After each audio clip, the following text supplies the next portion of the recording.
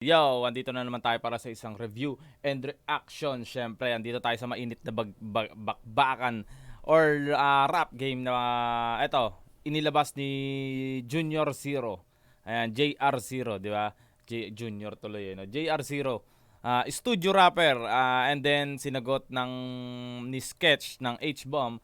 Ang title is Mga Batibot. So, nandito tayo para i-review to, syempre. Pero bago ang lahat, syempre, shoutout muna sa Gera Gospel Clothing. Ayan, sa mga interesado sa clothing na to, meron pa ako dito, mga 3 piraso or 4 na piraso na lang. Ayan, ibagsak natin ng ng 250 na lang to. Ayan, 250 na lang, ibabagsak ko na lang yan. Sa mga gustong order, rekta PM lang kayo sa akin sa Facebook page, syempre, Tahanan Records, o kaya sa Facebook ko mismo, syempre, Jefferson Nunez. Ayan, chat nyo lang ako. Ghetto Gospel Clothing, ayan, direkta na lang kayo. Maganda to. Then, ayun, syempre, Elf Bar, ayan, Elf Bar Marinduque, ayan, silip kayo sa mga disposable vape, ayan. Pag gusto lang ninyo, rekta PM lang di kayo sa akin. Shoutout muna, Yalip Tattoo, Tahanan Records. Check nyo yung mga bagong labas namin sa Tahanan Records na about sa music pag gusto nyo kami pakinggan. Ayun, so, ayun, let's go na tayo dito para sa isang review and reaction. So, andito tayo. Una nating, kasi unang lumabas tong studio rapper ni JR Zero. So, ito ang unang re-review natin. Then, ang sagot ay kay Sketch ng H-Bomb. Ayan, sa loobin na isinalin sa musika, studio rapper by JR Zero. Lyrics and video cover art by JR Zero. So, basa tayo ng ilang mga comment, mga tala. Tara, pakinggan na, basa tayo. After makinig ng mga yan, alam na ulit gagawin nila. Hawak ng keyboard, bigla post sa FB, pustahan na Puting Keso by Puting Keso. So, ayun. Sino kaya tinutukoy niya? Sila Sketch siguro, no? H-Bomb left the group Danteng Kidlat 14-18. Ito. By user VLZZ222H. Parang pinadaplisan din yung psych. Lagi ko namang nakikita yun dito sa Iligan, Murag na wong OG kabayo tong tawahana. Talaga ba? Pinatamaan din ni JR0 si Syke. Baka lang. Not sure, di ba? Idol ko pareho to Ren and Junior Zero, JR0. Pero man, ibang level to. Grabe ka, JR0 by Bobby Scaddle. Okay, last comment tayo. Damn, napaka-solid all-in-one asintado by John Mark Minandang 7787. So ayun, pakinggan na natin. Medyo excited to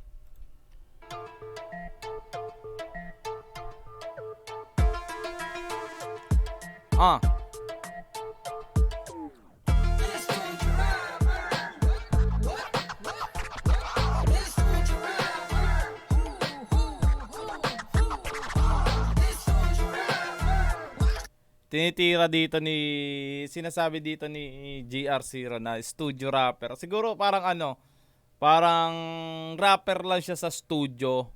Then hindi siya lumalabas or nakikipag, alam mo yun, yung communication, yung wala siyang gig, wala siyang siguro kaya sinabing studio rapper.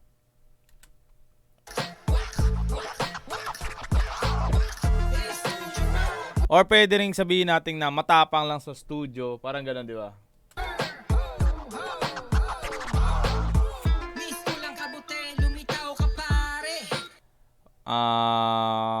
Quality audio. Parang matinis yung audio quality pala. Parang matinis masyado yung gamit ni JR0 na mic. I don't know kung parang tunog BM800 siya or basta parang gano'n. Sa quality, sa audio quality. Then or effects, baka pwede ring effects no? Baka pwede ring sinadya niya yon. Hindi ko rin sure. Pero parang ang tinis ng boses niya. Or ganun talaga yung boses niya, pero hindi yung pagkaka-record parang ganun. Galing sa tae, shit, umali. Nasaw na kagad ang baho. Alam mo, malakas ang amoy ng aso. Okay. Mistulang kabuti na lumitaw galing sa tae, di ba? Alam mong malakas ang pang-amoy ng mga aso, which is yung mga ghetto dogs, di ba? Yun yung sinasabi dito ni JR0. Galing Balasubas. Eto na, tinira na si Balasubas si Ren. Pangalan, pinangatawanan. Di ba? Dahil nga doon sa pag-alis ni Ren dahil sa, hindi ko alam. I don't know the reasons why umalis si Balasubas ng Donggalo. Or dahil, ano nga yun, parang nabasa ko pala. Parang ang sinabi kasi kaya siya umalis is hindi siya pinayagang pumirma sa red label ba yun? Parang gano'n, hindi siya pinayagang pumirma sa kontrata ng ano, something na music producer, parang gano'n. Hindi yata siya pinayagan ng side ng Donggalo and then Star Music ata, parang gano'n. Kaya siya umalis ng Donggalo. Yun yung pagkakaalam ko. Pinagtataka lang, ba't parang ibang kwento pinagkakalat na nung pandemic at i-beef kahit pala nag-order ng isiksik, panaisip-sip Ito, nung pandemic nakibip kahit wala nang order, nakisiksik, panaisip-sip tong po si As Joker.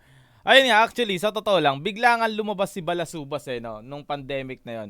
Nung pandemic, bigla siyang lumabas and then kahit wala namang, kung sabagay, kahit sino naman biglaan lumalabas na laan din Ang kaibala ni Balasubas is biglang pumutok yung kanta niya or yung diss track niya na mga yung ganon. Bigla lang talagang pumutok kaya siya nakilala din kagad. Kaya magaling naman kasi talaga yung ano niya. Yung pagkakabitaw niya doon. Kaya hindi mo rin masisisi kung bakit pumutok yung diss track na yon. So tuloy tayo. si As Joker pagpapasok sa kampo na inip, teka saglit, may biglang nag-over. Nakulong, magpapasabog daw ng karir na bulok, kaso di rin pumutok, super lolo mo support, bida-bida ka iha, wala ka na. Ulit, medyo hindi ko na get super lolo. Sino kaya tinutukoy na ito? Baka si sketch na to. Pasabog daw ng karir na bulok, kaso di bulok, magpapasabog daw ng Saan na ba ako? kampo na inip, teka saglit. Pagpasok sa kampo na inip, teka saglit, may biglang nag-offer. May biglang nag-over. Ito yung sinasabi ko na, yun nga yung sinasabi ko na hindi siya pinapirma, na may biglang nag-offer kay Balasubas about sa, nung na-discover na siya, parang nainip siya sa kampo ng Donggalo kasi, parang, paano ko ba sabihin, parang wala sigurong pumapansin sa kanya, parang ganon, or, pinansin naman siya, pero hindi siya ganon ka tinututukan ng oras. Nakulong, magpapasabog daw ng karir na bulok, kaso di rin pumutok, super lolo mo support, bida-bida. Siguro eto na, dito na yung part na papasok si Sketch, si H-Bomb. Siguro lang hindi ko sure. Pero siguro si H-Bomb or si Sketch yung naglakad kay para sa Star Music ba yun? Or dito na siya mismo sa label ni Sketch ni Yaya. Parang gano'n. Medyo hindi pa natin Hindi ko kasi sure yung kwento talaga nila. Bida ka iha, wala ka ng silbi tapos gusto mo pa magkabisa. Magkabisa, oo nagtampo yung CB kasi wala siya sa US tour na GC. Nagtampo yan si B kasi wala siya sa US tour na GC. Pinapirma ka dati kaso iba ang pinili, nagsisisi. Pinapirma ka dati kaso iba ang pinili. Iyak mo na lang, lumisan ng wala. Paano pinapirma ka dati kaso iba ang pinili. So siguro na pinapirma na siya sa US tour and then ang pinili niya is yung offer sa kanya, di ba? Siguro ganon yung sinasabi ni JR0. Aring napuntahan, yung dating kadistrakan, pinagdidikitan at pagkatirahan hanggang magkasiraan. Ngayon, yun naman, nagkatirahan sila ng Nentang ina, di ba? Parang baligtaran. Yung dating kadistrakan, ngayon pinagdidikitan. Dating katirahan, hanggang ngayon nagsisiraan. Alam mo yun, hindi ko masabi kung wordplay ba tawag dito. Parang ganun, kasi baligtad yung niya dating kadikitan, ngayon nagsisiraan, ngayon naman nagtitirahan, yung dating kadikitan niya naman ngayon nagtitirahan, di ba? Galing. Feeling matayog na yang si Gunggong kasi sa sky na daw siya nakatungtong. Pero bakit mababa pa rin ang kalidad? Nandiyan ka na lahat, di pa rin nakalibad. Ito yung nabasa ko na, saan ko ba narinig to? Parang a little clip na narinig ko sa Facebook na about sa Sky is label, record label yata to ni Kuya Sketch or ni H-Bomb. Yun yung sinasabi dito ni Junior Zero, ni JR Zero.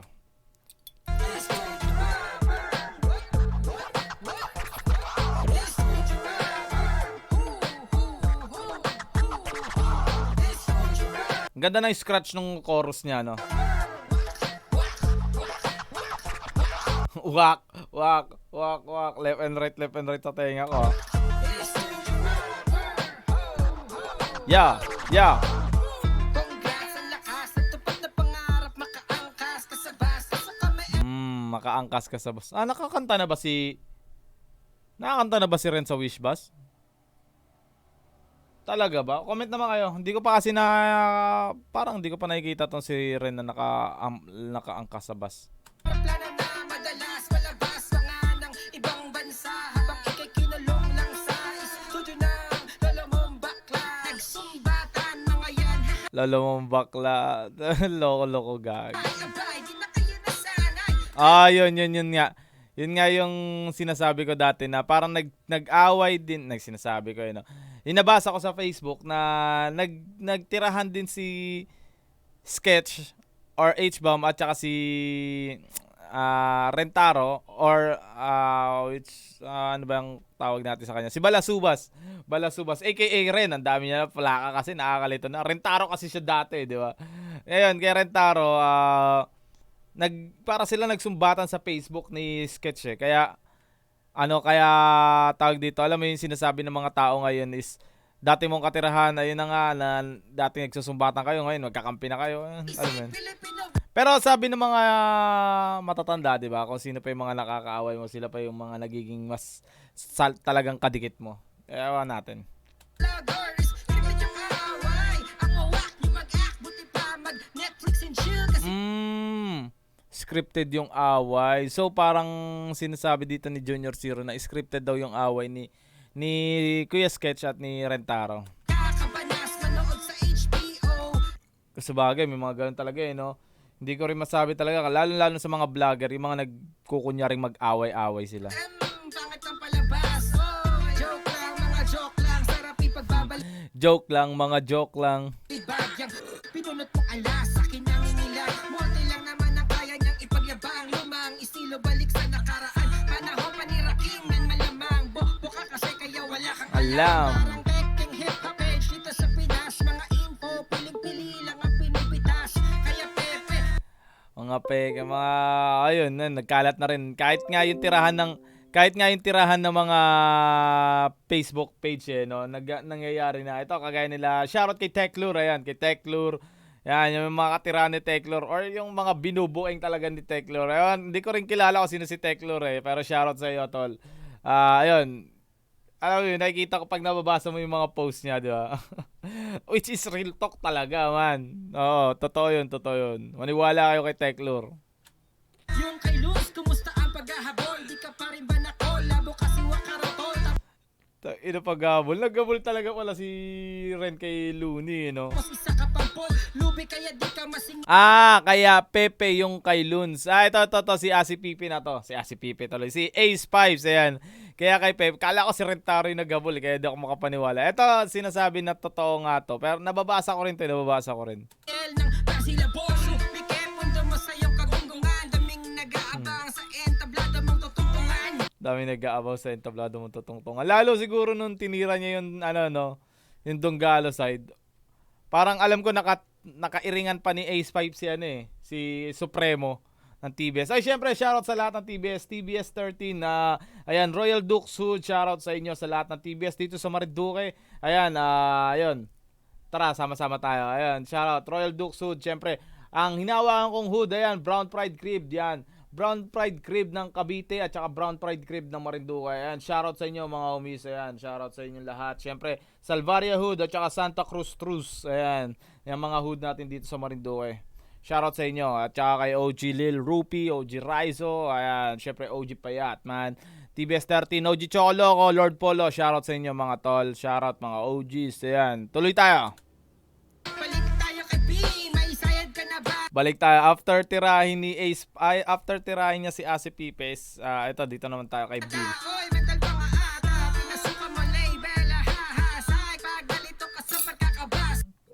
Mm.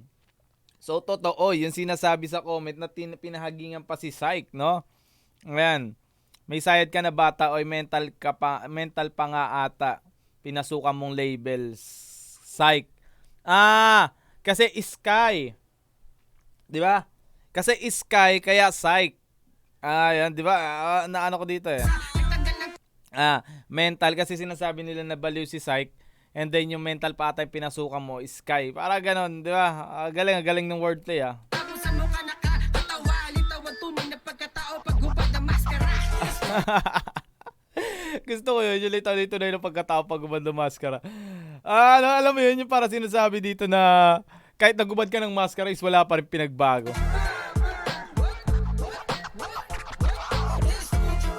Oy, bago ang lahat, syempre like natin to and then subscribe tayo kay Junior Zero. Hindi pa pala tayo nakasubscribe. Shoutout sa'yo, JR Zero.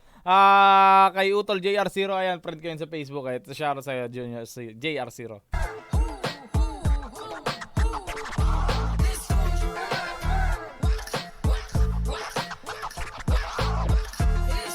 Gusto ko i-scratch mo dito ha. Ano ba to? Tawag dito, effects mo na lang or talagang may nag-i-scratch sa'yo? Kasi dati naalala ko shoutout kay DJ RBK, ayan, sa isang kanta ko, beat niya ba yun or scratch niya? Scratch niya yung ginamit. Hindi. Parang beat ng beatmaker namin yun, ni JR Kame. Kinuha ko rin, humingi rin ako sa kanya na scratch kay DJ RBK, which is pakaganda. Ang sarap sa tenga pagka may ganun eh.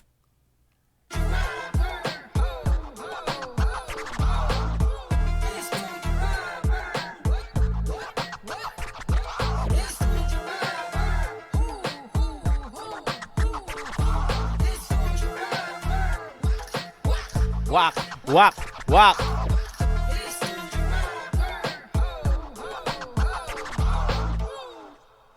Studio rapper, tapos ang angas nung ang angas nung tag dito, art, yung cover art niya.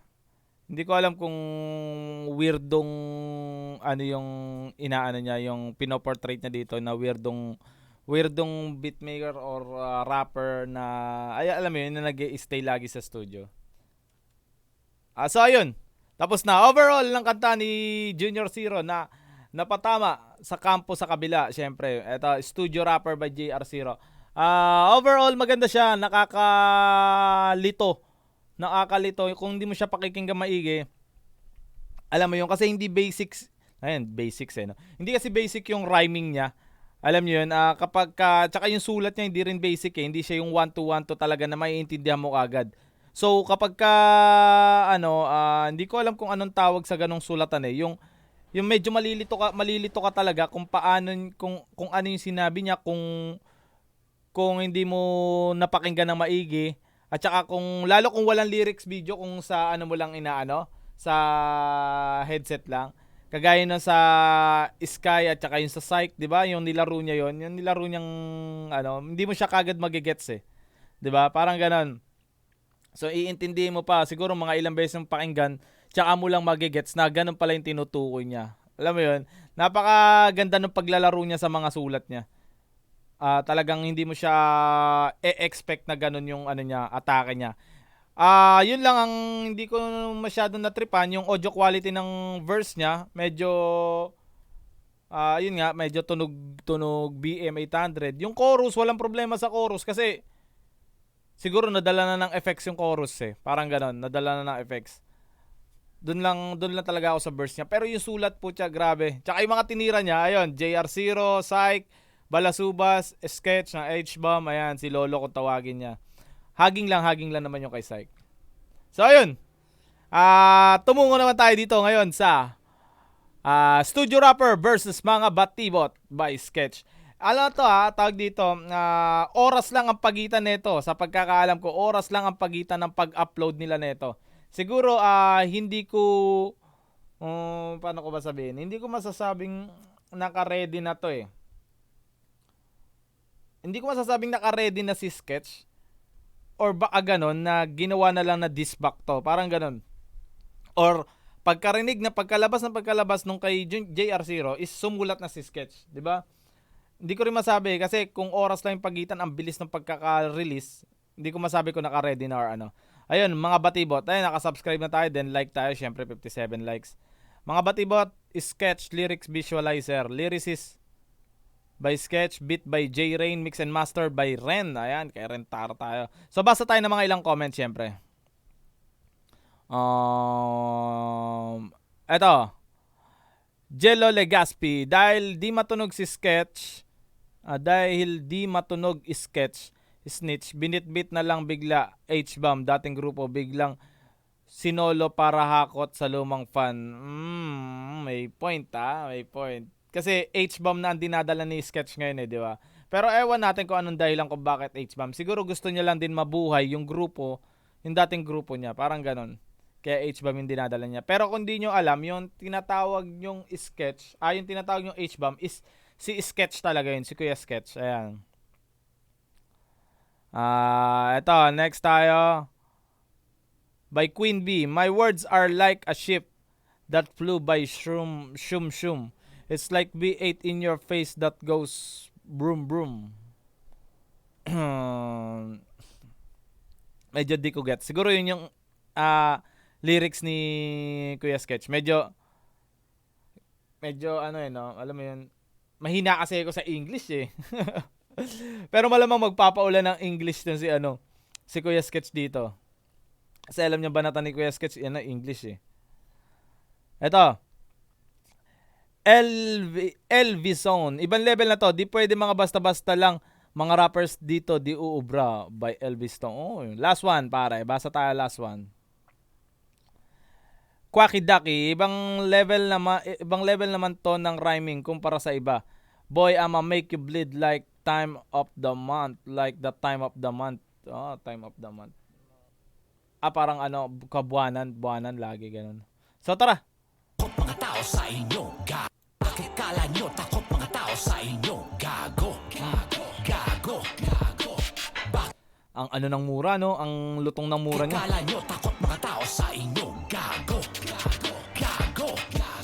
Y'all keep making these claims but you ain't recognized. Hoy, English na kagad. Akala nyo mga takot mga tao sa inyo. Ano to? Hindi ko masabi kung chorus na agad to. Yung audio quality niya grabe, okay. Solid na solid. Talagang buo yung niya dito. Buo yung vocals ni ni Kuya Sketch. Buong buo. So ayun, parang sinasabi niya nakala niyo takot ang mga tao sa inyo mga gago. Parang gano'n, minumura niya lahat. Bakit kala nyo takot mga tao sa inyo? Nandong Galo. Para sinasabi niya na hindi naman nagpapatinag porket distract kayo ng distract. Akala niyo takot na lahat sa inyo. Gago. Y'all keep making these claims but you Di ko na naman naiintindihan no. Y'all making these claims. but you ain't recognized. You ain't recognized. Hell no. Hell no. Parang ito yung sinasabi niya na na kiniklaim nila lagi yung tawag dito, yung achievement ni Kuya Drew. Pero hindi naman sila nare-recognize. Parang ganon. Nobody fucking with y'all. Ain't nobody fucking with you. Even if you advertise. Even if you advertise. Parang wala nang papansin sa inyo. Kahit advert. parang ganon. Nagigets ko siya pero ang hirap ko i-explain no? Alam mo yun? Fuck no. Mga batibot.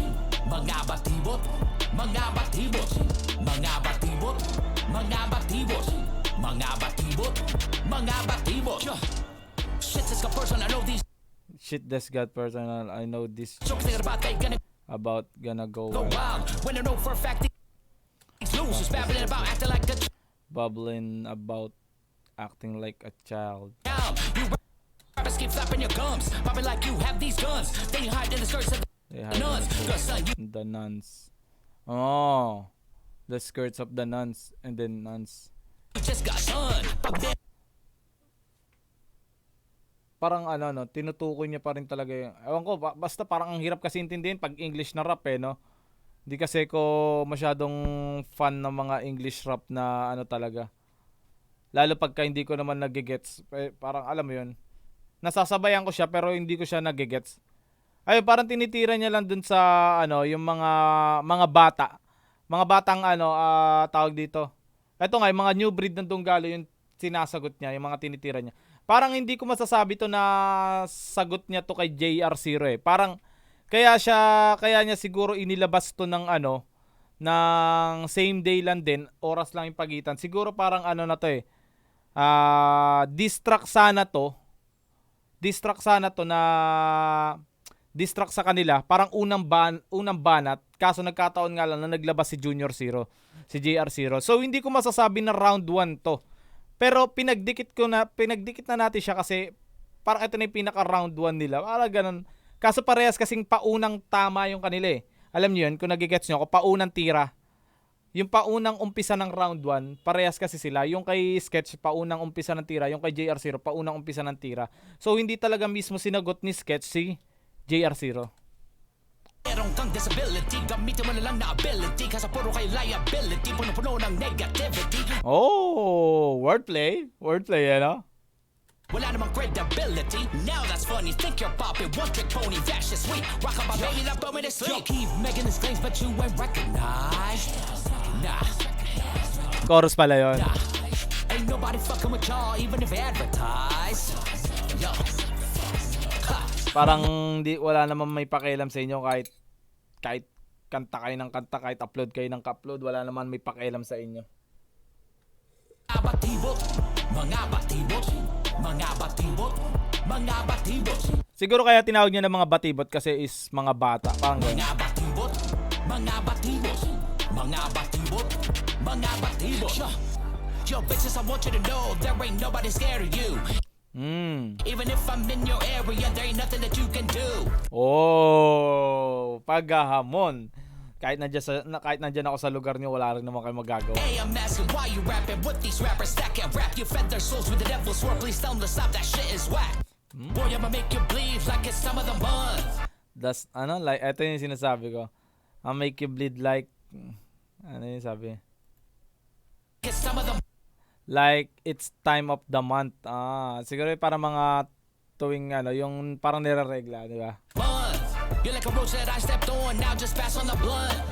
Wala pa sa kalingkingan, walang bilang, papansin lang, puro yabang, masinsin na markado na mga hantungan. Keep making these claims, but Woo! Ang ano din, tawag dito. Maganda rin yung tira ni Kuya Sketch, no? Ano siya tawag dito? Talagang nagmumulti siya eh. Multis tong ano niya eh. Tapos ang style ng sulat niya, verse niya, English das kalahati, Tagalog, no? Alam mo yun? Para pinakita niya pa rin kung ano yung lamang niya na ano. Lamang kasi siya sa ganyan na, paano ko ba sabihin? Sa mga bagong type sheet ng mga rapper, di ba? Na kapag nag-i-English ka, medyo may dating kesa sa yung purong Tagalog ka lang. Alam mo yun? you ain't recognized. Nah, nah. Ain't nobody fucking with y'all, even if they advertise. Hell no. Yo. Hell no. Mga batibot, mga batibot, mga batibot, mga batibot, mga batibot, mga batibot, mga batibot, mga batibot. My words sound like a ship that flew by. Shoom, shoom. It's like a V8 That flew by is like a shum shum. It's like a in V8. your face that goes vroom, vroom. Vroom vroom. V8? Bakit V8? Kasi, ano ba yung V8? Sasakyan? Pasensya na, hindi ko alam eh. Or motor, kaya vroom vroom. Like shum shum. Yung parang, siguro yung tunog ng ano yun eh. Ng tunog ng barko.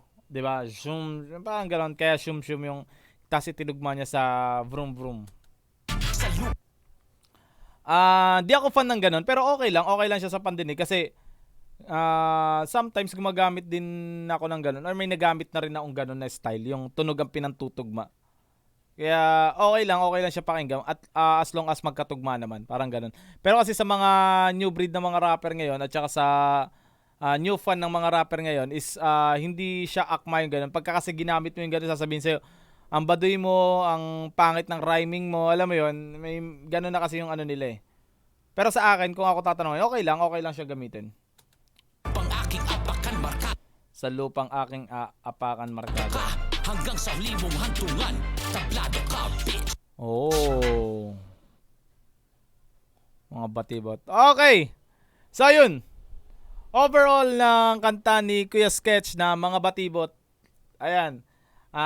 Audio quality, napaka-solid. Solid yung audio quality dito ni Kuya Sketch. Chorus and then verse.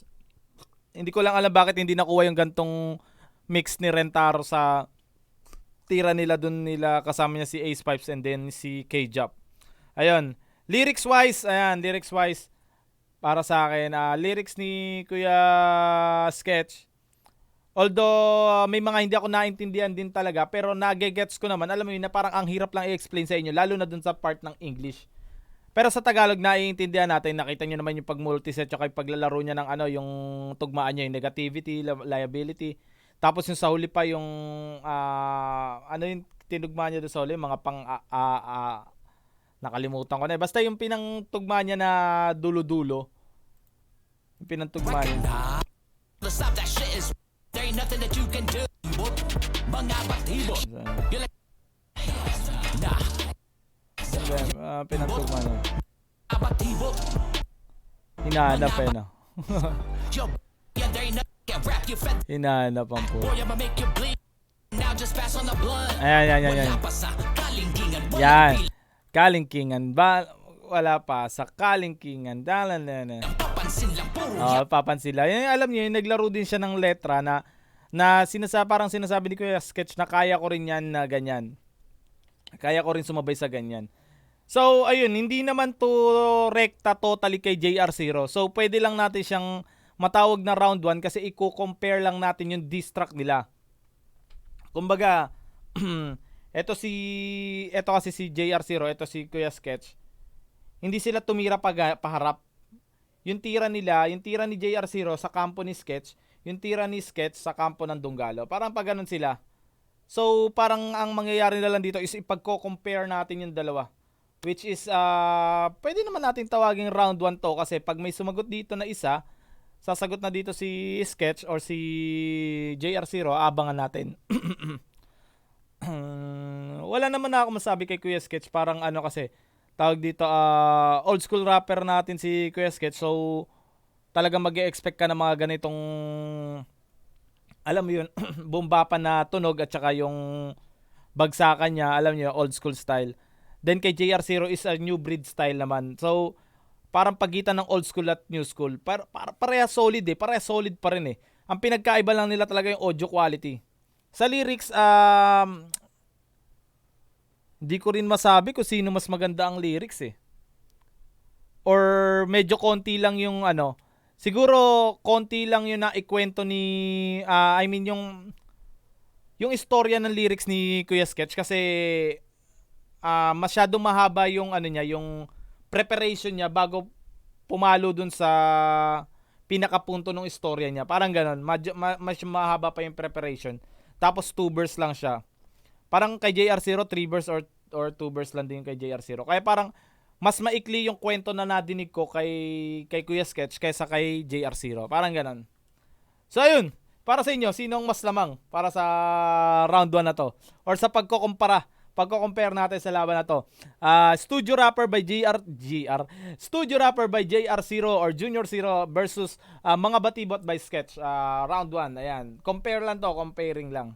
Ayan. Comment lang kayo, syempre. Maraming salamat sa Tahanan Records, Yalip Tattoo, Urbanista Clothing, syempre, Gero Gospel Clothing. Sa mga interesado, 250, babagsak na natin to. Last 5 pieces na lang to. Ayan, rekta na kayo sa akin. Rekta PM, Jefferson Nunez, Tahanan Records, syempre. Elfban Marinduque yan. Elfban Marinduque.